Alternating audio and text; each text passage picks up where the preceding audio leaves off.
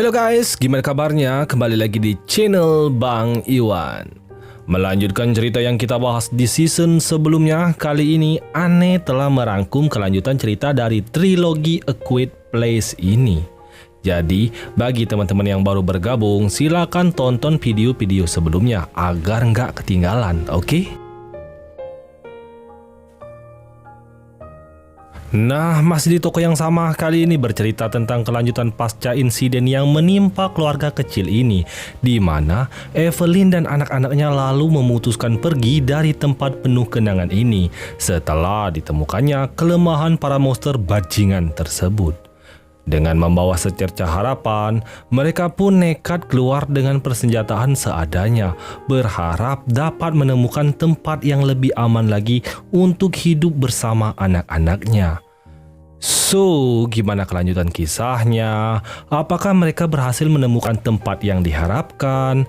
Oke, daripada banyak cangcimeng di awal, langsung saja siapkan segelas kopi dan cemilan Anda, siapkan posisi se-PW mungkin, dan selamat menyaksikan.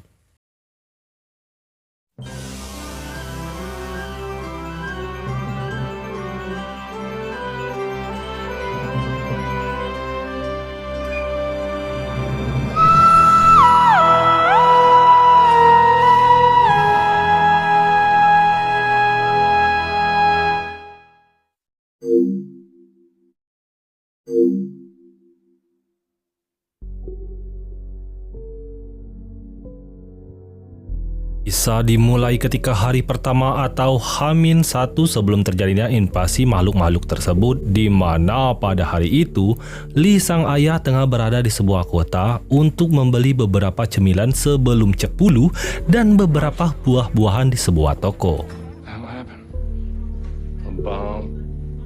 Di situ, Lee sempat melihat berita yang sedang seliweran memberitahukan bahwa ada sebuah benda langit atau dalam hal ini meteor tengah jatuh di wilayah Tiongkok. Saat itu, Lee masih belum sadar bahwa betapa seriusnya peristiwa ini, sehingga ia pun menghiraukan berita itu begitu saja dan lalu pergi karena memang di hari itu tengah berlangsung pertandingan baseball putra tertuanya yaitu si Marcus.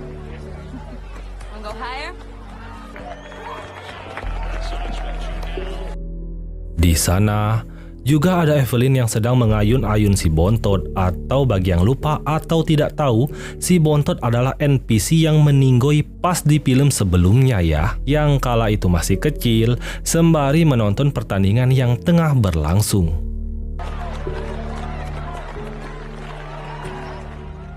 Di sana juga ada Regan si bocah bahlul yang juga ikut menyaksikan dan duduk berdekatan dengan sohib karibnya Lee bernama Emmett yang juga menonton bersama putra kesayangannya. Sebagai keluarga, mereka pun tak lupa mendoakan si Marcus agar dapat memenangkan pertandingan yang sangat berarti baginya itu. Namun sayangnya, karena begitu gugup atau mungkin demam panggung, Marcus malah selalu gagal saat memukul bola yang diarahkan ke arahnya.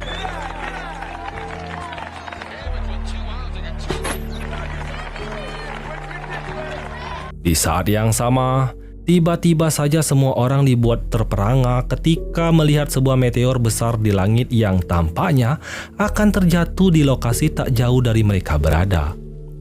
Suasana pun berubah seketika. Panitia pun lalu membubarkan pertandingan dan meminta semua orang mengevakuasi diri di rumah masing-masing karena ditakutkan akan terjadi hal-hal yang tidak diinginkan.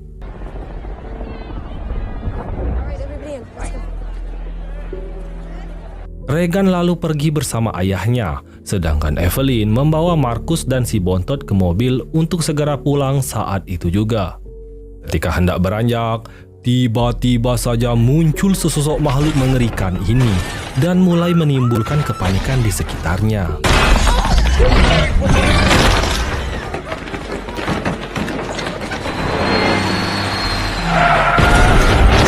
Lee dan Regan lalu bersembunyi di dalam kafe bersama dengan orang-orang yang sama paniknya cuy.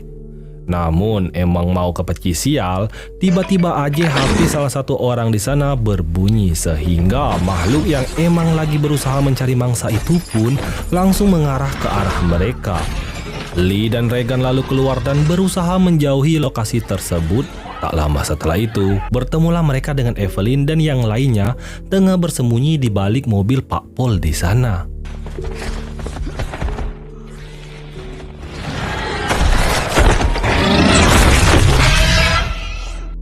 Entah bagaimana nasibnya Pak Paul sekarang, yang pastinya scene kemudian berpindah ke masa kini, tepatnya di hari ke-474, di mana Evelyn, Marcus, Regan, dan bayi oroknya berhasil selamat setelah membunuh beberapa monster persis di adegan film sebelumnya. Sebelum beranjak meninggalkan pertanian tersebut, Evelyn berusaha mencari tangki oksigen yang kini telah terendam oleh genangan air karena ya tentunya akan sangat berisiko jikalau si bayi nantinya menangis sepanjang jalan, ya kan? Sedangkan si Regan kembali ke rumah untuk mengumpulkan beberapa perangkat seperti alat bantu pendengaran, mikrofon, speaker, dan lain sebagainya karena item-item itu pasti akan sangat diperlukan nantinya.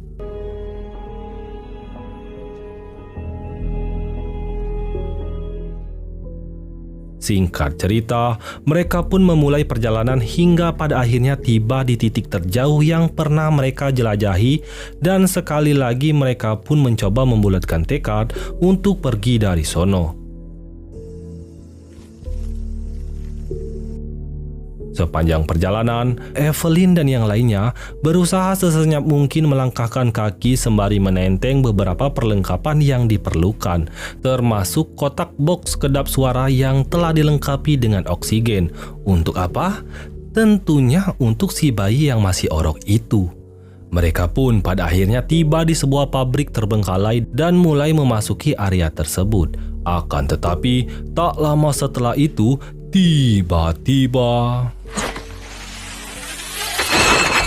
Ya, Evelyn tanpa sengaja terkena sebuah perangkap yang sepertinya memang telah dipersiapkan oleh seseorang.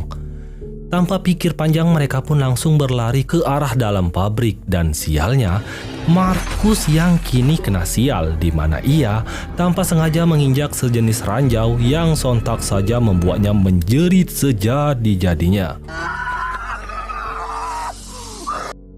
Akibatnya, para monster-monster itu pun mulai berdatangan ke arah mereka.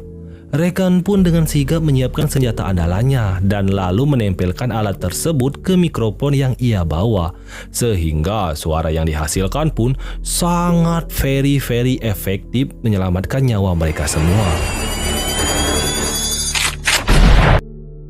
Melihat keluarga itu berhasil membunuh si makhluk, si pria misterius itu pun langsung menyambut kedatangan mereka semua dan membawanya ke sebuah tempat persembunyiannya yang paling worth it di tempat ini.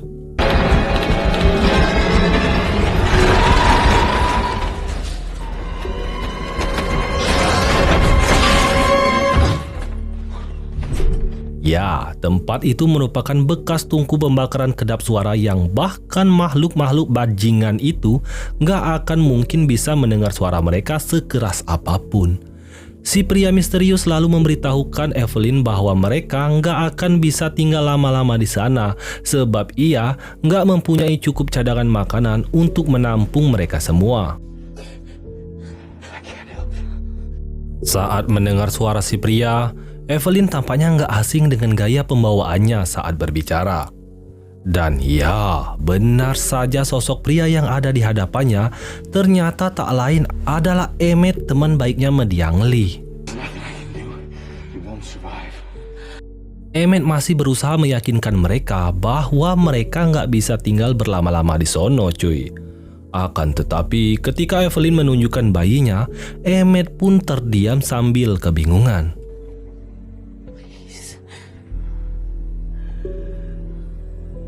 Di saat itu juga, jam tangan Emmett berdering pertanda bahwa batas kadar oksigen di dalam sono telah habis dan pintu pun harus dengan segera dibuka. Setelah dirasa makhluk-makhluk itu nggak ada lagi, Evelyn langsung membaringkan Marcus untuk mengobati lukanya akibat terkena jebakan sebelumnya. Evelyn pun kemudian mempertanyakan tentang di mana keluarganya Emmett saat ini.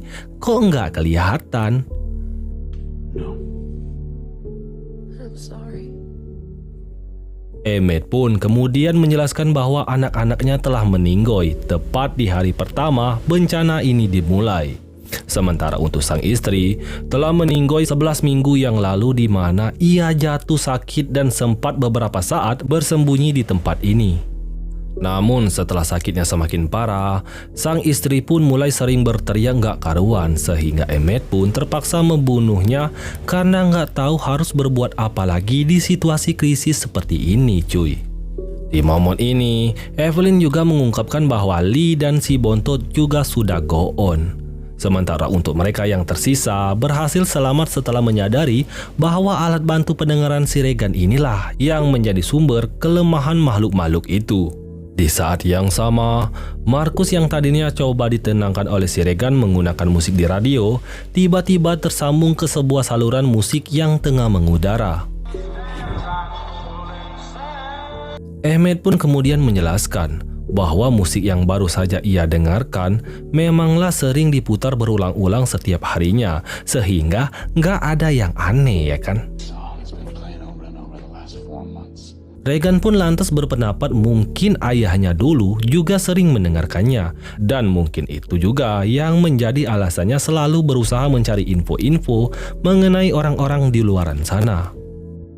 Akan tetapi Emmett pun langsung menyangkal itu semua, karena ya mana mungkin siaran itu sampai ke lokasi pertanian mereka yang notabene berada di sebuah lembah. Sementara Emmett sendiri baru menemukan sinyal radio ini ketika ia baru saja pindah ke sini bersama Lola. Di malam harinya saat semua orang sedang tertidur, Regan yang masih penasaran dengan frekuensi tersebut lantas membangunkan Markus dan membawanya ke dalam tungku. Ia pun menunjukkan sebuah pulau terdekat yang menjadi lokasi stasiun radio itu berada dan mengira bahwa lagu itu sebenarnya adalah sebuah petunjuk agar para pendengarnya segera menuju ke pulau tersebut. Regan lalu memiliki niatan untuk menyambangi pulau tersebut di mana ia berencana menggunakan stasiun radio tersebut untuk mengirimkan kebisingan frekuensi tinggi agar siapapun termasuk keluarganya sendiri dapat memanfaatkannya untuk melindungi mereka dari makhluk-makhluk kampret itu cuy.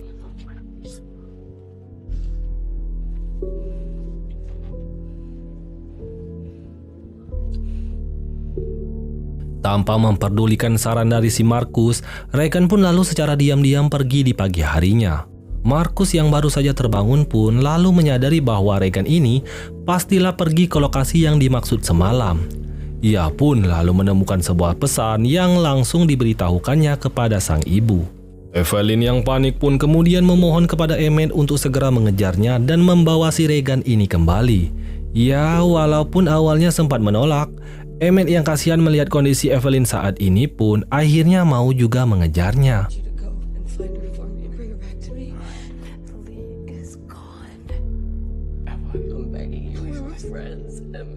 Sementara itu, dalam perjalanannya, Regan kemudian menemukan sebuah gerbong kereta di mana di dalam sono terdapat banyak sekali kerangka manusia bergelimpangan.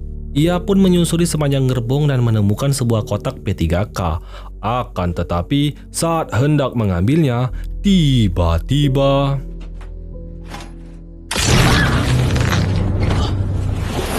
ya, ada kerangka manusia yang jatuh dan secara refleks, Regan pun kaget dong, sehingga timbullah sedikit suara yang langsung memancing monster itu datang cuy. Regan pun langsung menyiapkan senjata andalannya, dan inilah yang terjadi.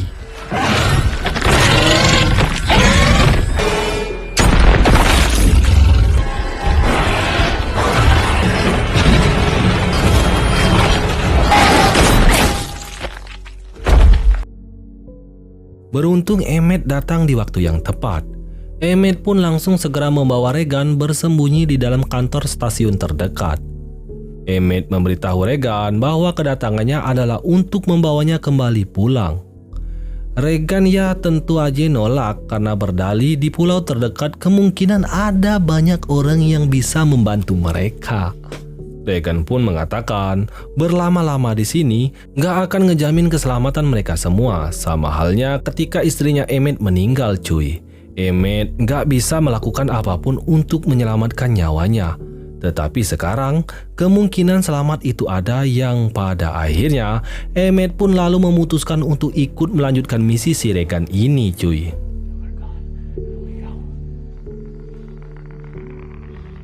Singkat cerita, di keesokan harinya, saat Regan terbangun, ia mendapati kalau Emmett sudah pergi sambil membawa alat bantu pendengarannya.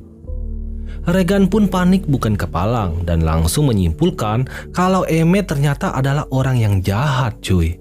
Akan tetapi, ternyata Emmett kembali muncul dan memberitahu kalau dirinya hanya meminjam alat itu bentar aja untuk nyisir lokasi sekitar. Di lain sisi, Evelyn yang mendapati kalau tabung oksigen sudah hampir habis, lalu memutuskan untuk pergi ke kota guna mencari perbekalan seperti obat-obatan, tabung oksigen, beberapa makanan, dan lain sebagainya. Marcus lalu dipercaya untuk menjaga adiknya hingga Evelyn kembali pulang.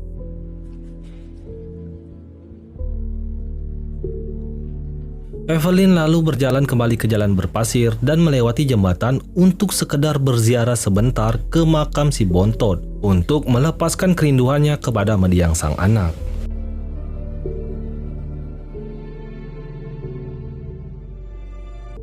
Singkat cerita, malam hari pun tiba. Marcus yang sendirian pun mulai ngerasa bosan dan memutuskan untuk berkeliling area sekitar. Sebelum pergi, ia pun menidurkan si adik di dalam box dan tak lupa memberinya oksigen. Saat sedang berkeliling itulah, Marcus kemudian dibuat penasaran dengan sebuah ruangan yang ternyata di dalam sono dipenuhi oleh lukisan-lukisan putranya Emmett. Dan saat membuka sebuah tirai, tiba-tiba... Ya, Marcus pun dikejutkan oleh seonggok mayat kering yang ternyata Lola mendiang istrinya si Emmett cuy. Para monster itu pun langsung menyadari suara barusan dan Marcus langsung lari kembali ke ruangan bawah tanah dan sesegera mungkin meraih box dan mikrofon untuk dibawa ke dalam tungku.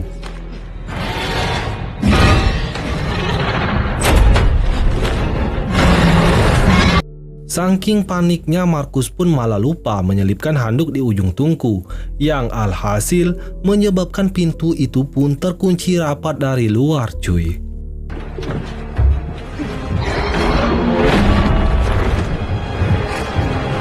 Sementara itu, Evelyn akhirnya tiba di apotek di mana di sana ia mengambil beberapa obat-obatan dan menemukan 2 tabung oksigen. Emmett dan Regan juga telah tiba di dermaga dan mencari perahu yang bisa mereka naiki untuk mencapai pulau seberang. Namun di saat itu juga, mereka menemukan seorang gadis kecil yang tampak tengah sendirian. Akan tetapi, tiba-tiba... Ya, gadis setan ini langsung menjerat lehernya. Ternyata dermaga ini dihuni oleh orang-orang brutal yang menghalalkan segala cara untuk merampok setiap orang yang singgah di sono. Semua yang dibawa pun lantas dirampas termasuk senjata andalan si Regan dan juga tas perbekalan tak luput dari pandangan mereka.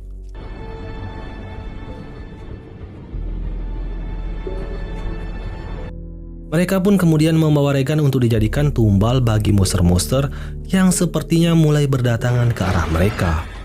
Emmett memberikan sebuah isyarat agar Regan nantinya menyelam, sementara si Emmett sendiri langsung mengalungkan sebuah jaring penuh suara itu ke pria yang ada di hadapannya.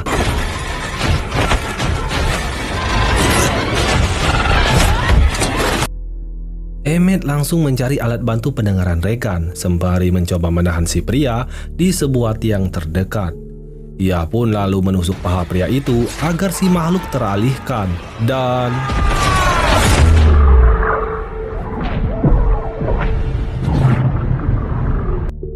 Regan kemudian menarik Emmett ke dalam perahu dan mulai berjalan menuju ke pulau. Namun tampaknya mereka belum sadar cuy. Ada salah satu makhluk itu ternyata juga berada di sebuah perahu dan ikut hanyut meninggalkan dermaga tersebut. Di dalam tungku, Markus sudah mulai kesulitan bernapas akibat oksigen yang semakin menipis. Ia pun pada akhirnya terpaksa berbagi tabung tersebut sampai akhirnya pingsan tak kuat menahan beban derita ini. Evelyn yang baru aja pulang langsung merasakan kedatangan si makhluk di lokasi tersebut. Ia pun dengan gagah beraninya mencoba buy-one dengan si doi dan berencana meledakkan salah satu tabung berharga itu bersama makhluk bajingan ini. Akan tetapi...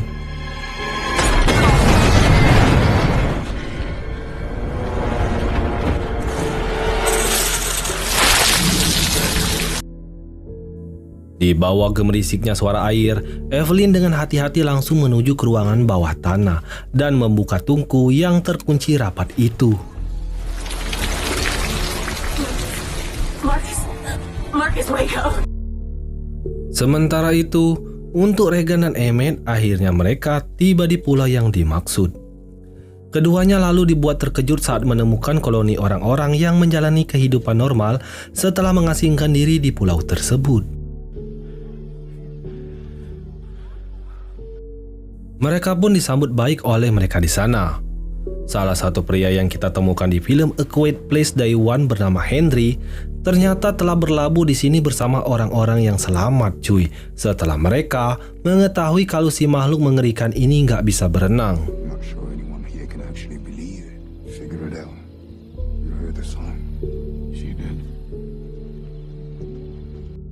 Keesokan harinya, Emmett lalu pergi ke pantai untuk sekedar meratapi kebodohannya di masa lalu karena ya nggak nyadar aja sekaligus nggak punya sedikit keberanian untuk menemukan pulau ini saat anak dan istrinya masih hidup. Jika aja Emmett cepat menyadari sinyal radio ini, pastinya Lola masih bisa diselamatkan, ya kan? Di saat itulah tak disangka dan tak diduga Emmett sepertinya mendengar suara aneh di balik bebatuan yang setelah dicek ternyata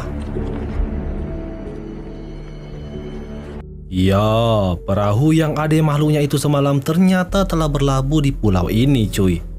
Menyadari betapa seriusnya masalah ini, Emmett pun berlari ke pemukiman untuk memberitahukan semua orang. Namun terlambat sudah. Makhluk itu telah menyerang semua orang yang ada di sana.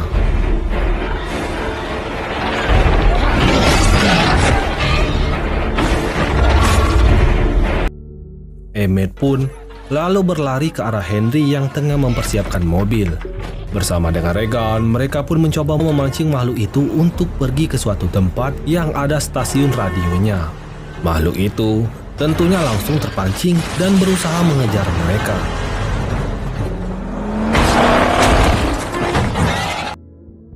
Setibanya di sana, Henry yang mengira bahwa si makhluk yang terjatuh barusan pasti kini telah berbalik ke arah pemukiman dan berencana mengejarnya kembali. Akan tetapi...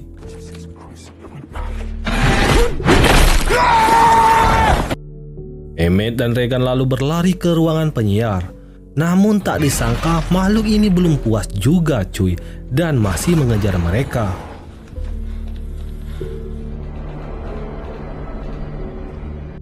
Di lain sisi, Evelyn yang melihat kondisi Markus yang semakin parah, mencoba memberanikan diri untuk keluar sambil mengambil obat-obatan karena dirasa makhluk itu telah pergi. Yang ternyata... ya, ternyata makhluk itu hanya ngeprank aja, cuy, dan berhasil mematahkan engsel pintunya, sehingga kondisi mereka pun semakin terdesak aja. Kondisi Emmett dan Regan pun gak kalah menegangkannya, di mana saat tengah mengendap-endap masuk ke dalam ruangan penyiar, ternyata engsel pintu ini pun berbunyi ngik yang akhirnya memancing kedatangan makhluk-makhluk berdebah itu.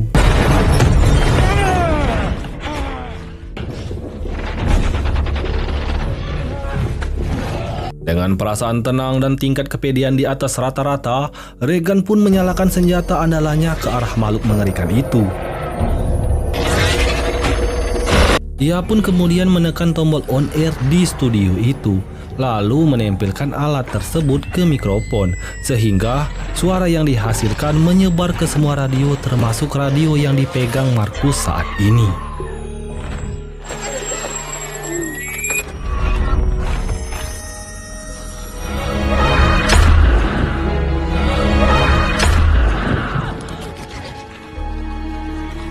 Tamat, ending yang sungguh meregan-regankan.